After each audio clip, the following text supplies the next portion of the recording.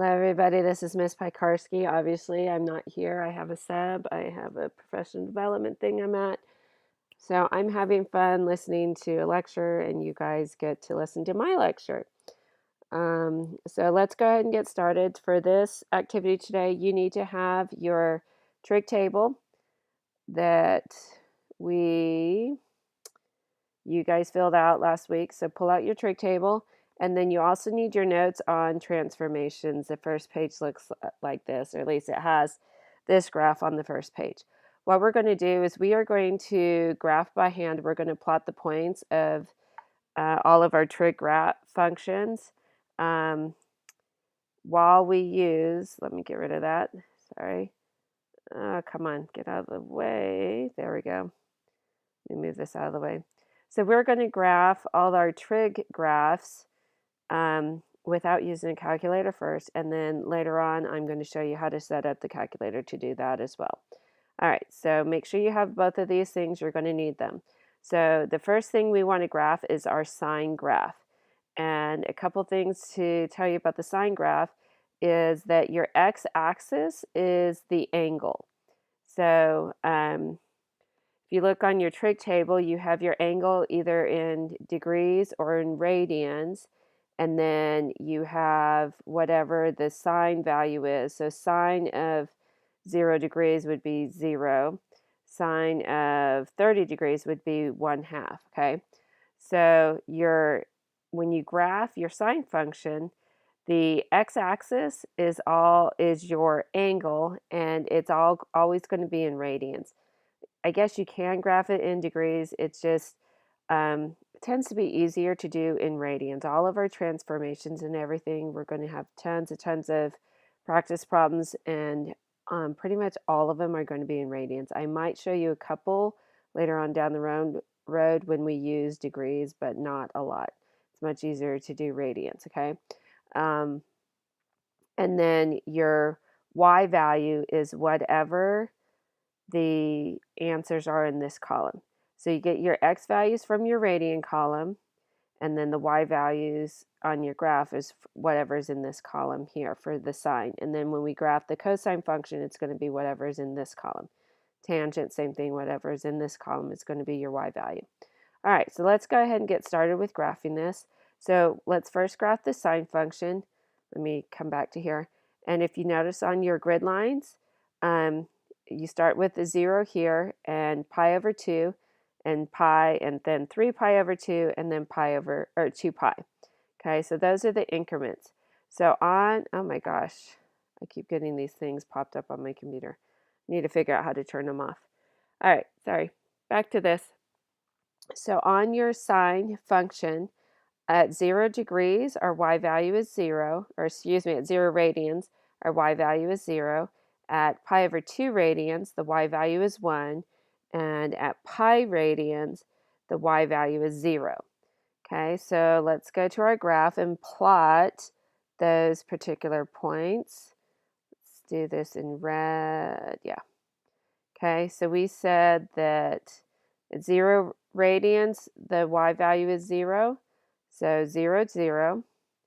And then at pi over 2 radians, the y value is 1. So pi over 2 is here. Your y value is 1. And then at pi radians, the y value is 0. Okay, so you go here. And then you can keep on going. And obviously, I can't show you on this, but I think towards the very bottom you might be able to see it. If you look at pi, or 3 pi over 2 radians, which is this next one here, 3 pi over 2, your y value is -1 here. So we would be down here at -1.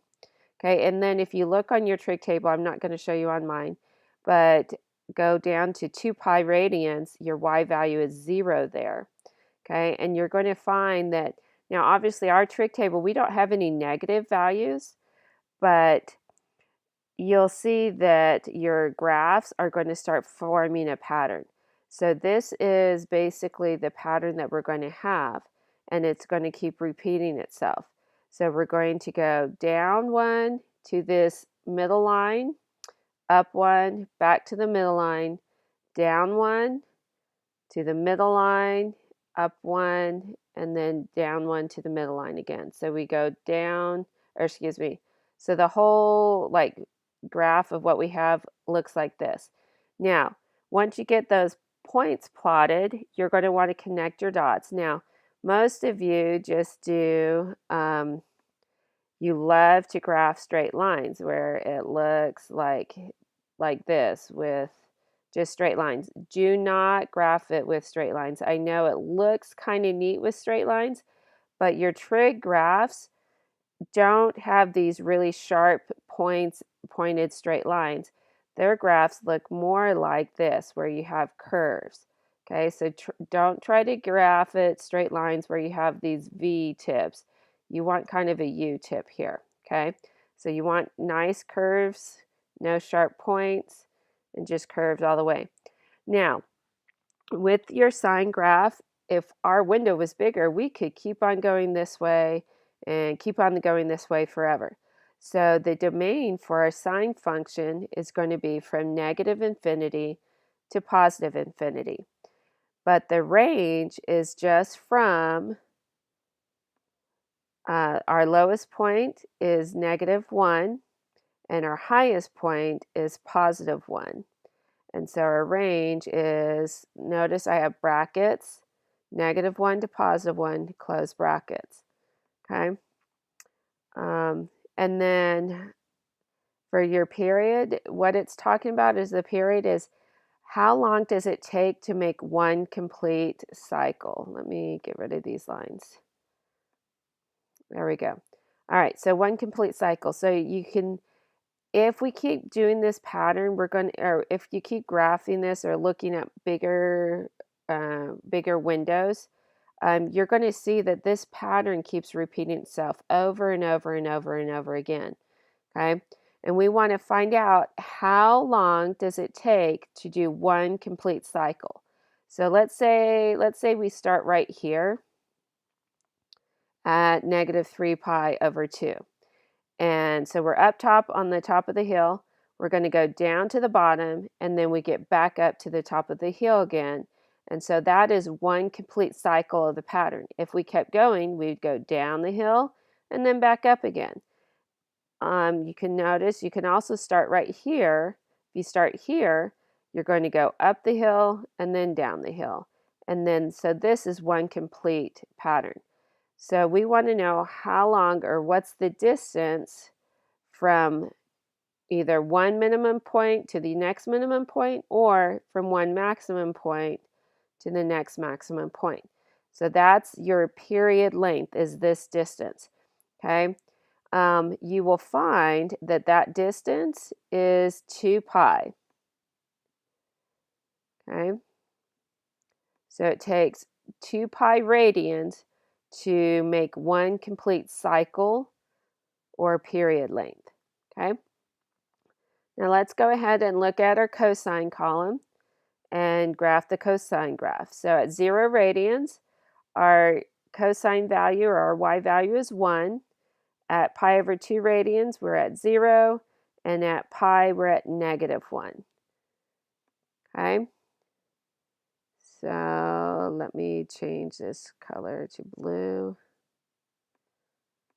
Okay. So when our radians are 0 radians, our y value, our cosine column says 1. And at pi over 2, we're at, our y value is 0. Or in the cosine column, it says 0. And then at pi, we're at -1. Am I right? Let me check that just to make sure. So 1, 0, -1. And notice I'm skipping all of these because these are the only ones that are going to actually land on tick marks.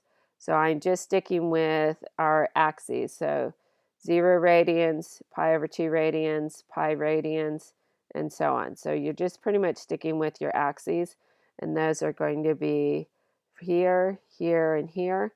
If you go down to 3 pi over 2, I think it's 0. Yep, we're at 0. Okay.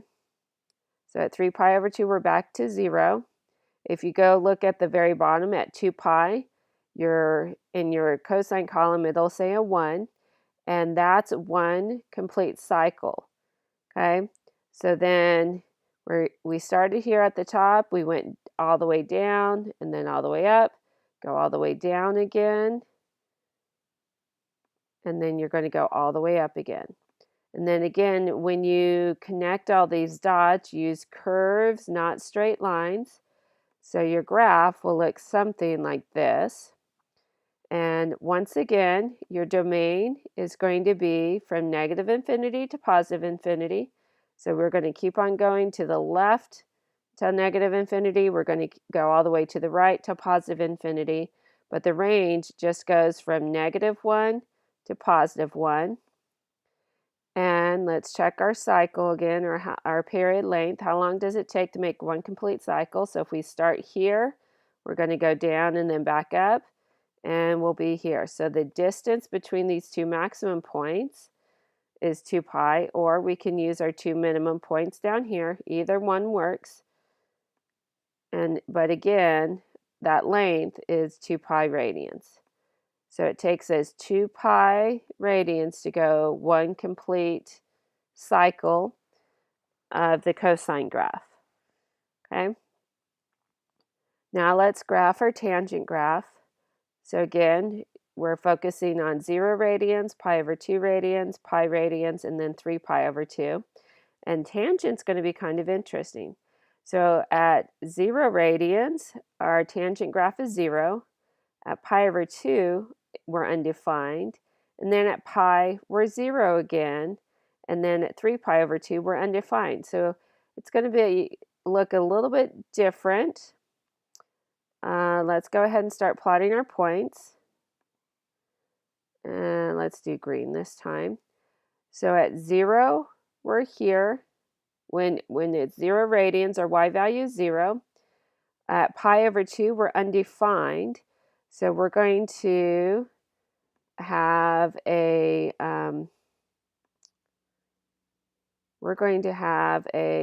asymptote there. So it's not going to be there at all. At pi, we are at 0 again. And then at 3 pi over 2, it's undefined. So we have another asymptote. And then if you look at the very bottom, at 2 pi, it's also at 0. So you're going to see this pattern where you have a dot in the center, and then an asymptote, then a dot, and then we're going to have another asymptote, and then another dot.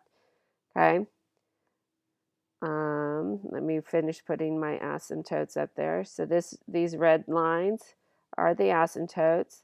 And go ahead and draw them either in, I would prefer pen marker or something. And you can make them dotted if you want. I'm making my red lines dotted. There we go, dashes.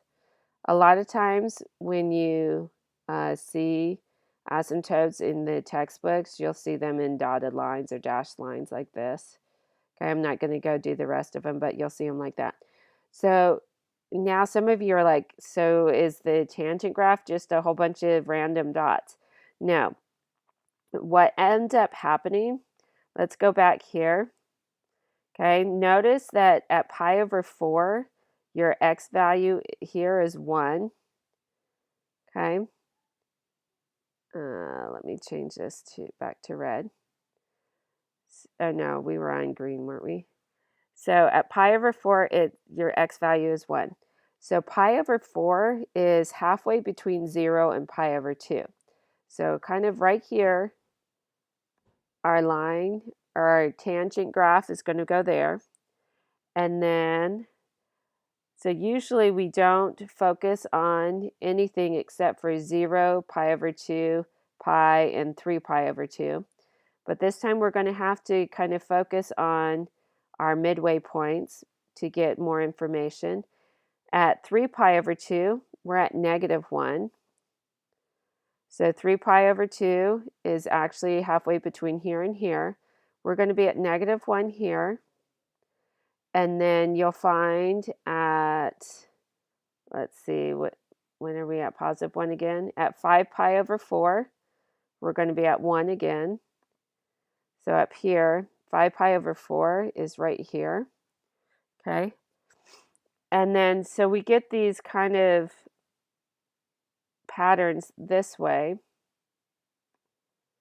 where we have all these dots. And again, you're not going to do just like straight lines like this.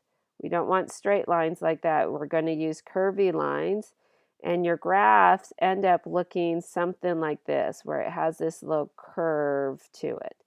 Okay, notice they're not just, we're not just doing these lines that go straight. They have a little curve to them. We're not doing straight lines, okay? All right, so that's what your tangent graph looks like. Now, most of you are looking at the domain thinking, how in the heck are you going to do the domain?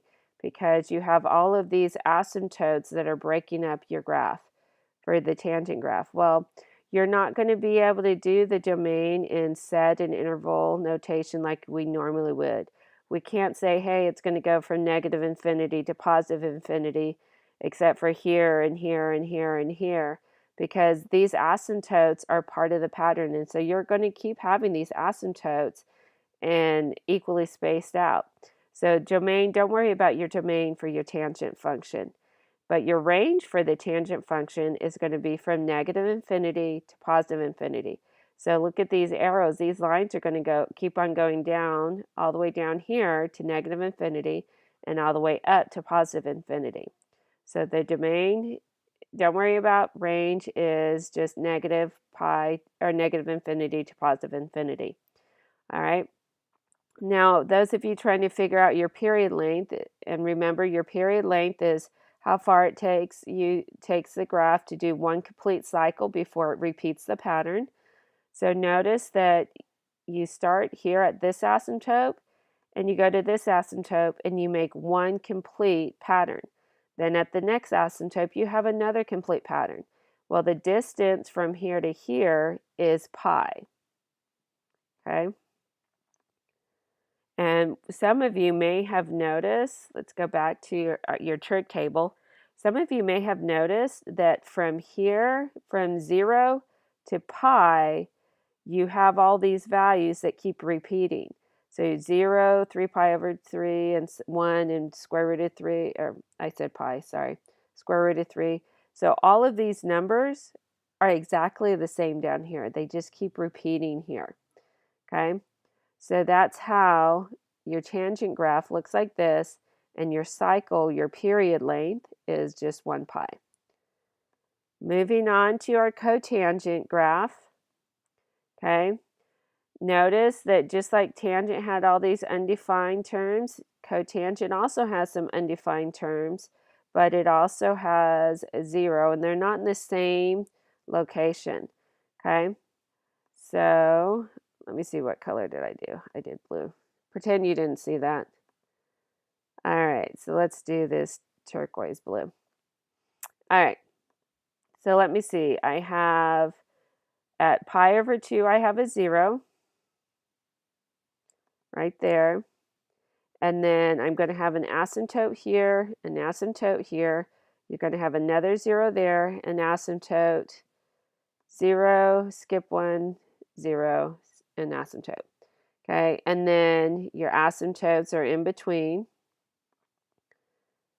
those dots. So here, here, here, and here, and here.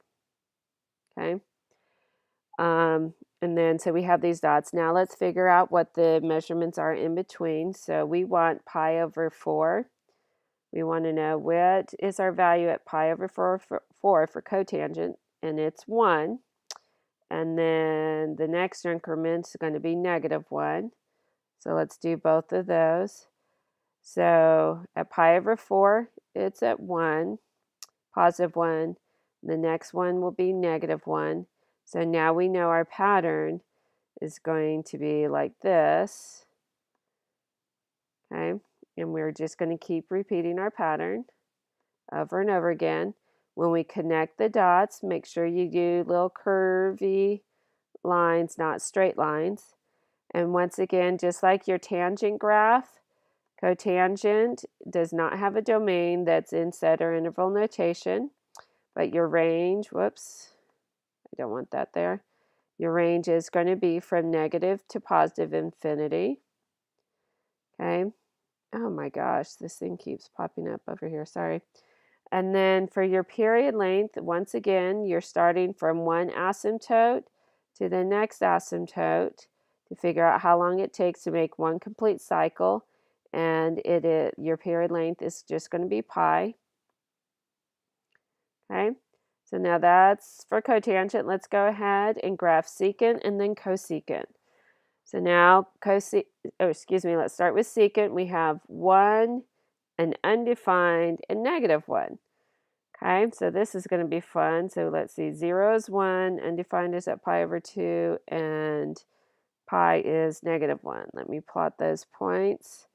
I do not remember what color I did last time, so let's do brown. All right, let me look back again. All right, so we're starting at 1. So we're up here. Then here it's undefined. Down here it's -1, undefined. So we're going to have an asymptote, and then we're back at 1. And then asymptote here, there, asymptote, and there. So some of you might be thinking that, hey, this looks pretty much just like your trig or your tangent function with all the asymptotes, or the cotangent function with all the asymptotes. Yes, there are going to have a lot of asymptotes here, but the graph is going to look a little bit different. Okay, so let's get these down, and then we'll look at our other values. Let me see, at secant, we really don't have any other values that help us a whole lot. So I'm going to just show you what the graphs end up looking like. Let me see, hold on. There were some 2's, yes, 2's. At pi over 3, our value is a 2. And that pi over 3 is close to pi over 2. So let's look at, here's pi over 2. So pi over 3 is like a little bit between pi over 4 and pi over 2. So pi over 4 would be here. Pi over 3 would be somewhere around here. And at pi over 3, we are at, whoops, I didn't want it to be red. Pi over 3, our y value is 2. So we're about right here. Okay. Now let's look at it some more. When do we, okay, so now we have -2 between pi over 2 and 3 pi over 4. So down here, let's see, so a little bit away, like halfway between this halfway mark and this mark, we're going to be at 2. So it's going to be like down here. Some of you are probably thinking, what crazy graph are we going to have? Okay, so let me go ahead and show you what the graph looks like. This is what your graph looks like. I know it looks insane. But you get these little looks like cups up here and then down here. So, I don't know, maybe if you were think of a cave, you got stalactites up here, stalagmites down here. So you get these weird little mountains and, I don't know, stalactites, stalagmites, whatever. And then you have asymptotes in between. So of all the different types of graphs that we can graph, secant and cosecant graphs are crazy graphs. They look like this. If you need the sub to pause this so you guys can try to sketch it out, go ahead and ask her to pause it so we can, before we move on. All right, so now let's look at the domain. Again, just like tangent and cotangent, you cannot just write a domain for this. You can't say it goes from negative infinity to positive infinity because it has all these asymptotes, and the asymptotes mess everything up. But the range, it looks really weird. So down here, these graphs keep going all the way down to negative infinity. And then they're going to come up and they're going to stop at negative 1. So the first part of the range is from negative infinity to negative 1. And notice that we have the brackets there. Well, we have those brackets because it does actually land on negative 1. But then you have this gap from negative 1 to positive 1. You have this huge gap that nothing's in there. Okay, so then after the negative 1, then it starts back up at positive 1 and it goes to positive infinity. These arrows keep going all the way up there. Okay, now some of you might, okay, for the period, you might think that it goes just one cycle from here to here, but that's only half a cycle.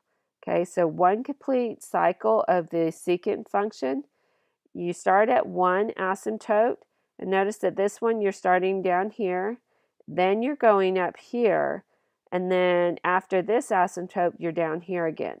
So you're going from one asymptote, whoops, oh, come on, move out of my way. You're going from one asymptote, skipping an asymptote, just going straight through to the next asymptote. So your period length is going to be 2 pi. Okay, very similar to your sine and cosine graphs. It's going to be from, here's 1 pi, and then this is another 2 pi. Okay, let's finish up with our graphs, our trig graphs with cosecant. Now we're at undefined at 0. At pi over 2, we're at 1, and then undefined at pi. Okay, so we have asymptotes here and here. And if we keep repeating the cycle, we're going to be undefined there, and there, and there. Okay, now let me remember. Okay, so then at pi over 2, we're at positive 1. Let's see, what color should we do? I don't remember what color we did do. We'll do black for now. Black will be fine. All right, so we're at positive 1 here. If we keep repeating, or if we look at your trig table again, you'll find at 3 pi over 2, you're at negative pi, or negative 1, excuse me. And then I know I haven't talked about this, but negative pi over 2 isn't anywhere on this trig table. And I know that we've also talked about negative angles, okay, and how with your rotation angle, okay, if you go counterclockwise, so if we go this direction, then our angle is positive. But if we go this direction, our angle is negative, okay? And that we can have coterminal angles, right? So on our unit circle, if I go negative pi over 2, okay, I'm sure some of you are like, finally, she's explaining how we're getting these negative angles, okay? So negative pi over 2, the coterminal angle will be, my mind just went blank, sorry. It'll be 3 pi over 2, okay? Don't forget about your coterminal angles. So when we're looking for the value of negative pi over 2, we can look on our trig table at a coterminal angle of 3 pi over 2, and for the cosecant, our value is negative 1. Okay, so down here, we're going to go to negative 1 here, and again, our pattern's going to keep repeating itself, and you'll find that your graph looks like this, where you have, again, you have the stalactites and the stalagmites, okay? where you have these hills and valleys and asymptotes in between. And once again, your domain, you can't do your domain, and your range is going to be the same. The range for a secant is going to be the same for cosecant, the negative infinity to negative 1, bracket, and then positive 1 to positive infinity. Okay, so that's what our graphs look like when we are trying to sketch them by hand. Now let's do some stuff with our calculator. So I want you to go to, everybody get to your home screen, go to My Documents, go to your class period, and open up the file that's titled Trig Graphs. I should have loaded all these files on there. I'm hoping I will remember tomorrow. Okay, so open up the file Trig Graphs. Okay, now if you remember, if you notice from our graphs that we've been working on, everything is in radian mode, not degrees. Okay, so in your calculator, before you start graphing this, go to your home screen, go to your settings, and go to document settings, and make sure your angle is in radian mode. Click on make default. Yes, you want that to be the standard. Okay, then go back to your file, Trig Graphs. Okay, and then a couple more things we want to do. We want to change our window settings. Okay, we want our window settings to be exactly like they are on our notes.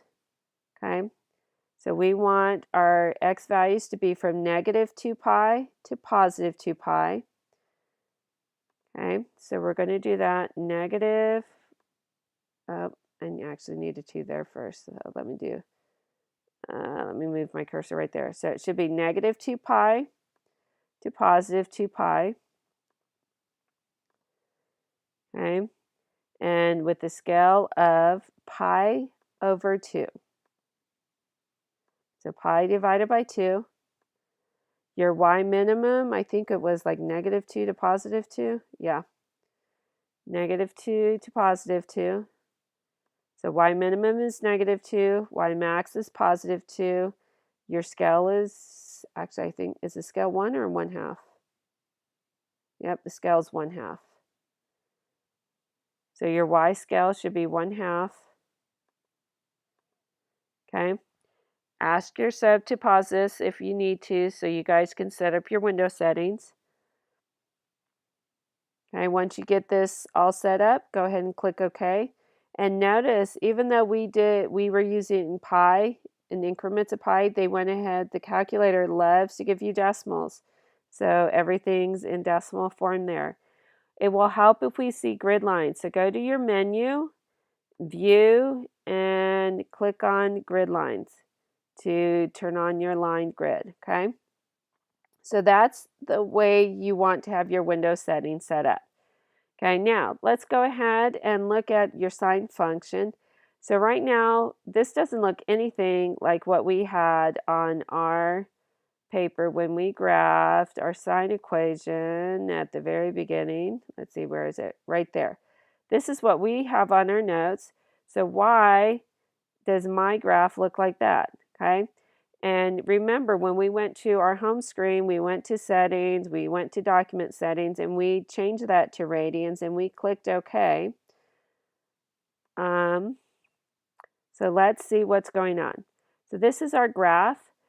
Okay, everybody go to menu, go to settings. So notice there's a graphing angle here, and it says degrees. I want you to click it to radians and click make default. Okay, if you don't come here, sometimes it'll work just by changing it in the home screen, but a lot of times when you're graphing, you have to do the graphing angle to radians and then click make default. Click OK. All right, so now this looks more like what we found on our paper here. Okay. So that's what the sine graph looks like. And then if you go to tab 1.2, there's your cosine. Okay.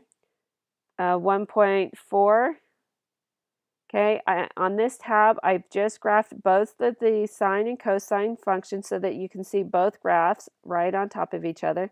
And notice how it looks like we just took one of the graphs and shifted it over a little bit. So your sine and cosine graphs look very similar to each other. Let's look at our tangent graphs. This is our tangent graph. Notice that you don't see the asymptotes. Your calculator is not going to show you your asymptotes at all, but you can tell that these lines do not intersect in these increments here, here, and so on. Okay, and then if you look at the cotangent graph, looks like this. Switch back and forth, and you can see that these look almost like a reflection of each other. Okay, if you look at them on the same graph, this is what they look like. They are very, very cool, interesting patterns. Absolutely love playing with the trig graphs. They make some very awesome patterns. Here's your secant graph on tab 3.1. This is what it looks like. The calculator does a much better job of doing these curves here than I think I did. Here's your cosecant graph. And then when you graph them side by side or on the same line, this is what they look like. Notice once again, these just look like you shifted left or right just a little bit. Here is, on this one, I graphed secant and cosecant together. Remember that secant and cosecant are reciprocals of each other. And do you notice how the maximum point on the cosecant graph intersects with the minimum here? The minimum here intersects with the maximum. Do you see how they share the same points at -1 and 1?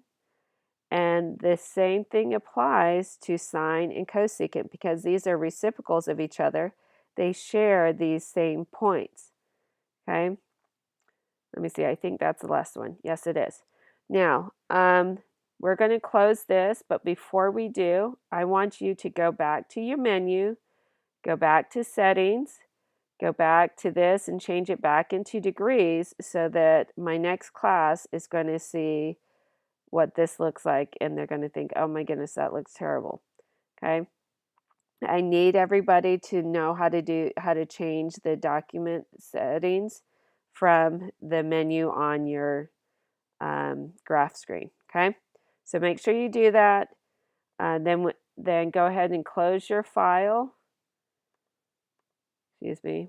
Make sure you click Make Default, close your file, and then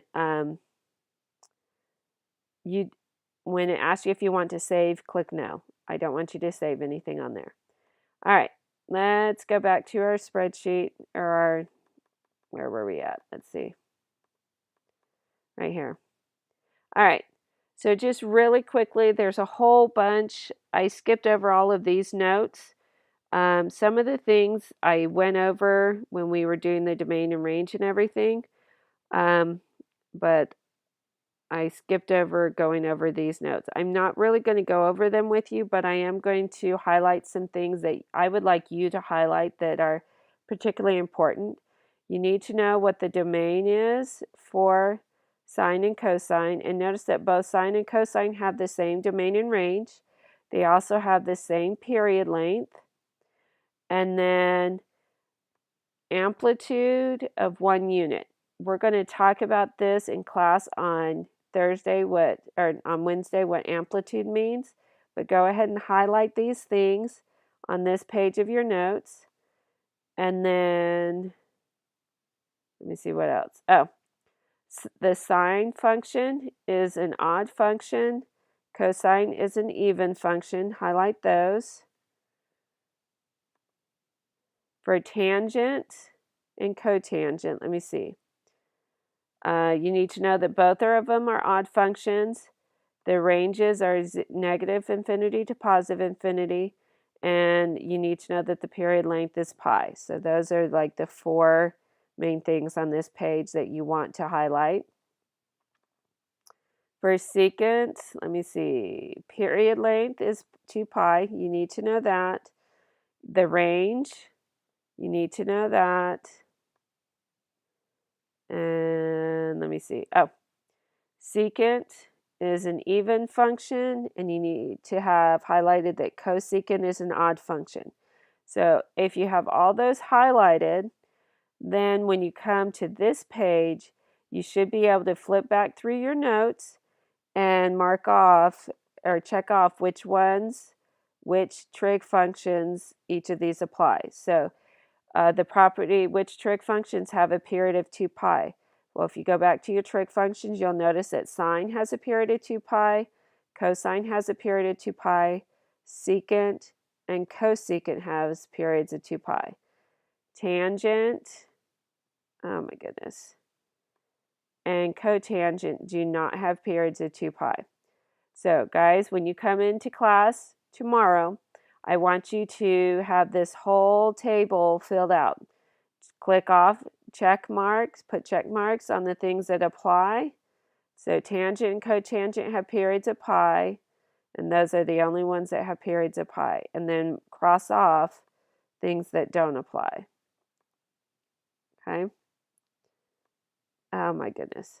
So I am doing 2 of the boxes for you. For some of these, you're going to look at the graphs. So to figure out which graphs have a y-intercept at 0, 0, look at the graphs that we graphed. For some of these, you're going to look in the pages of notes and the stuff that we highlighted. Okay? All right. I think I've talked enough, and I'm sure the bell's going to ring soon. So I will talk to you guys tomorrow.